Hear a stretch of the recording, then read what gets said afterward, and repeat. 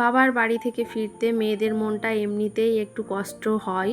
আর এবার আমার মন খারাপটা আরও বেশি, কারণ মায়ের শরীরটা ভীষণই খারাপ।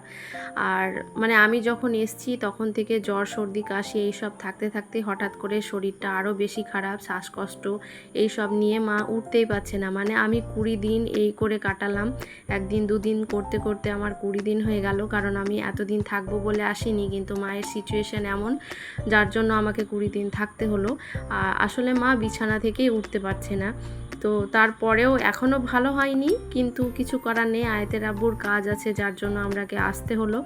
আর এই কিছুদিন হয়তো ভাইকেই সামলাতে হবে। আজকের ওয়েদারটা কীরকম দেখতেই পাচ্ছ, প্রচুর মেঘ আকাশে, শুধু হাওয়াটার জন্য এখনও পর্যন্ত বৃষ্টি হয়নি।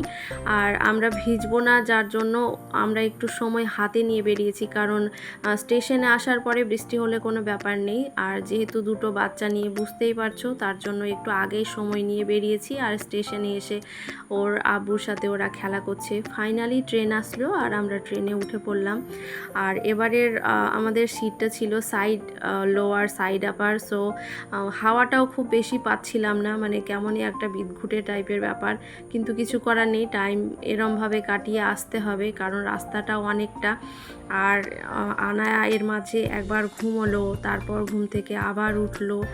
আর এই সব করতে করতেই পুরো রাস্তা আসছি, কারণ ডিস্টেন্সটা অনেকটাই, তো মানে ছোট বাচ্চার পক্ষে রীতিমতো টর্চার একেবারে, কিন্তু কিছু করার নেই, আসতেই হবে। আর তারপর আমরা টিফিনটাও কমপ্লিট করে নিলাম। তারপর আনায়া আবার ঘুমোচ্ছে, আর এবার ঘুমানোর স্টাইলটা দেখো, বেচারা ভীষণ ক্লান্ত।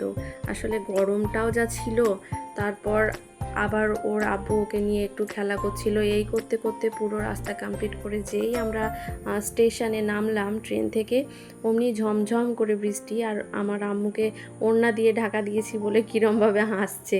তারপর আস্তে আস্তে প্রায় সন্ধে হয়ে গেছিলো।